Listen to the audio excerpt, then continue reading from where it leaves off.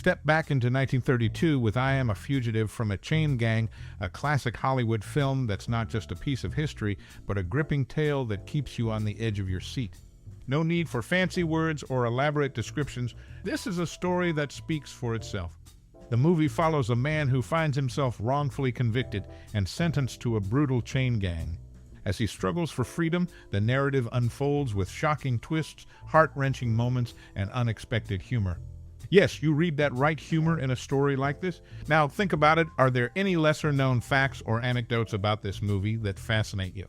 Or maybe which classic Hollywood actor in this movie was your favorite? Keep watching because there's more to discover. Funny, shocking, and sad facts await. But we're not just here to talk at you. We want to hear from you. What's your most cherished memory or personal experience related to this film? Drop your stories and memories in the comments below. Your perspective adds a unique layer to the narrative. So grab your popcorn, settle in, and let the tale unfold.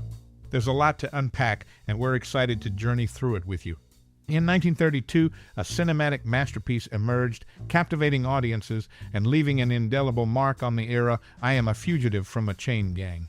Picture this, a time when the world grappled with economic turmoil and the air was thick with the tension of societal change. Our story begins not on a glamorous Hollywood set, but in the gritty realism of the Great Depression. As the curtain rises, we find ourselves drawn into the life of a man, a fugitive, navigating the harsh landscape of a society teetering on the edge. The movie follows his compelling journey, mirroring the struggles of countless individuals during a tumultuous era. This cinematic gem, directed by Mervyn LeRoy, resonates not only for its riveting plot, but also for its powerful commentary on the human spirit in the face of adversity. The narrative unfolds against a backdrop of societal unrest, reflecting the palpable tension of the times. It's not just a movie, it's a mirror reflecting the collective experience of a generation.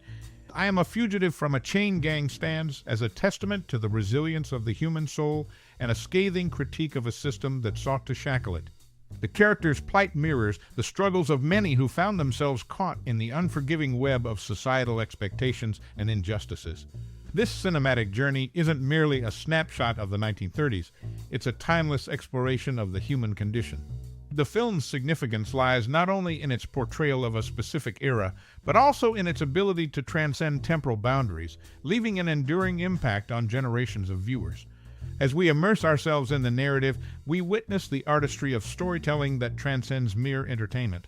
I Am a Fugitive from a Chain Gang is a profound exploration of the human experience, inviting us to reflect on our own convictions and the systems that bind us.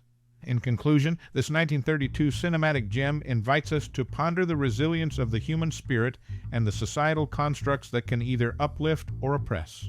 It's not just a movie. It's a reflection of our shared history and a poignant reminder of the strength that resides within each of us. In the 1950s, the United States found itself amid a transformative period shaped by the aftermath of World War II and the onset of the Cold War.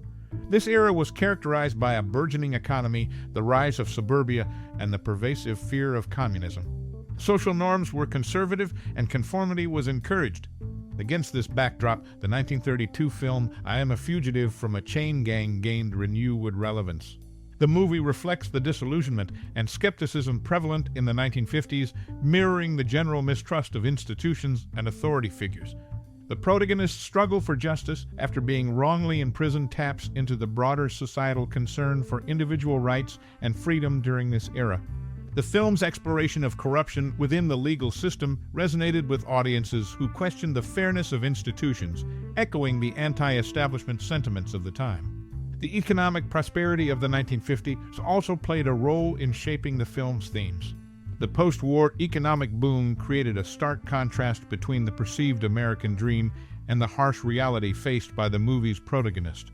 The stark socio-economic disparities portrayed in the film resonated with audiences grappling with the complexities of the American dream and the harsh realities faced by many.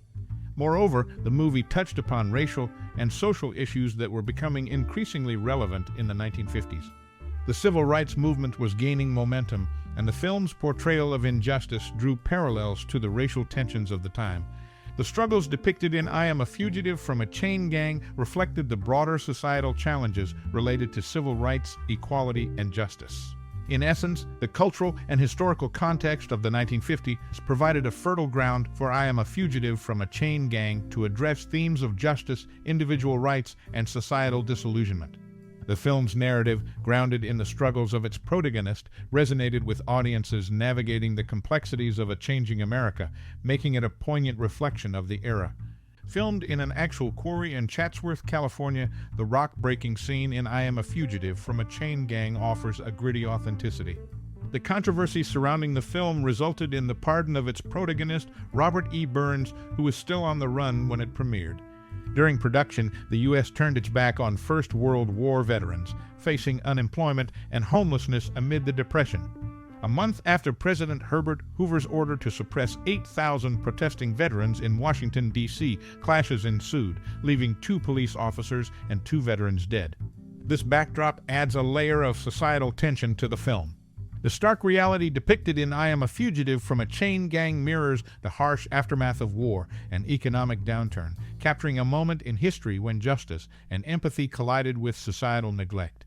The film's impact extended beyond the screen, sparking real-world change. Based on the factual account of Robert E. Burns, the film delves into his life, deviating only in minor details. Burns resorted to theft for survival, later finding refuge with 3 governors in New Jersey. His brief involvement in the film industry, under significant stress, prompted a return to the safety of New Jersey. Notably, the movie played a pivotal role in dismantling Georgia's harsh chain gang system, despite Warner Brothers taking a daring step into social commentary, an unusual move for Hollywood at the time. The film's success reached unexpected heights when Stolen Prince emerged in Russia, becoming a major hit, the most significant American success in the Soviet Union until then. While the movie tactfully avoided naming Georgia, its critique of the state's penal system was unmistakable. The backlash included bans, lawsuits, and legal battles.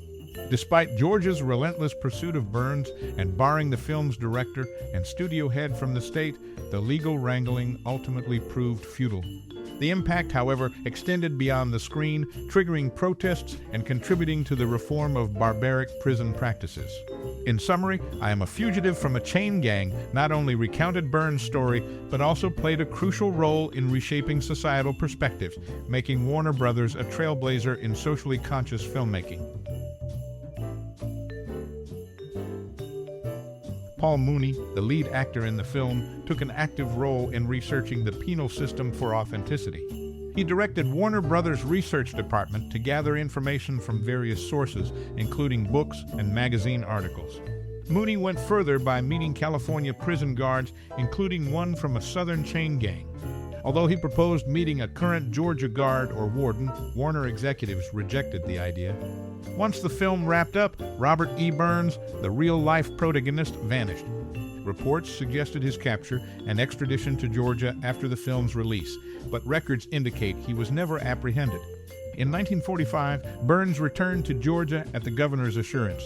The Georgia Pardon and Parole Board commuted his sentence and restored civil rights, yet a full pardon was denied due to Burns admitting guilt in the initial holdup. Burns passed away in 1955.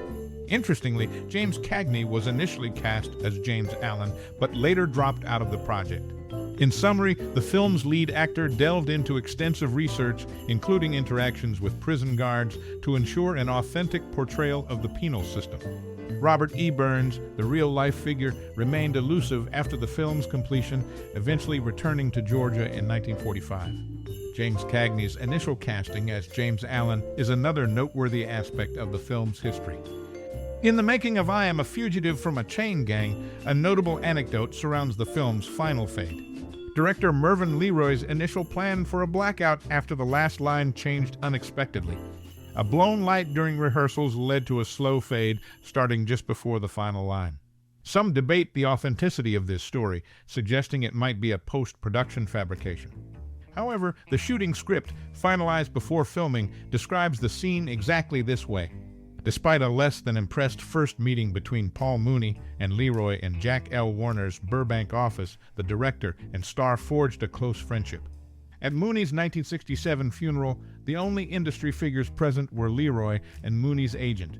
During the rock quarry scenes, Paul Muni, the lead actor, rejected using a double. The intense sun caused eye strain, blisters, and sunburn for nearly the entire cast and crew.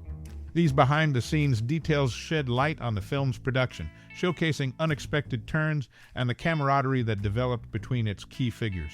The accidental fade, the unlikely friendship, and Muni's insistence on facing the challenges of the rock quarry scenes contribute to the unique narrative of I Am a Fugitive from a Chain Gang. Playwright Sheridan Gibney, tasked with co-writing the screenplay, faced nerve-wracking moments collaborating with Robert E. Burns.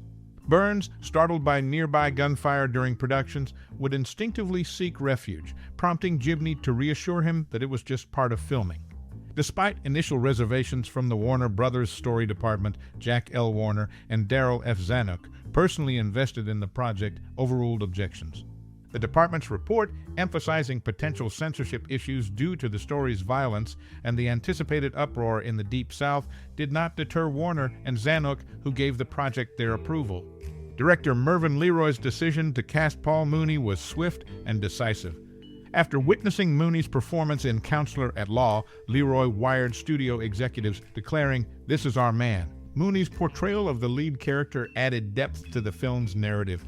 In summary, despite challenges in the screenplay collaboration and initial objections from the studio's story department, I Am a Fugitive from a Chain Gang moved forward, driven by personal commitment from Warner and Zanuck and a decisive casting choice by LeRoy. The film's production journey sheds light on the determination behind bringing this impactful story to the screen.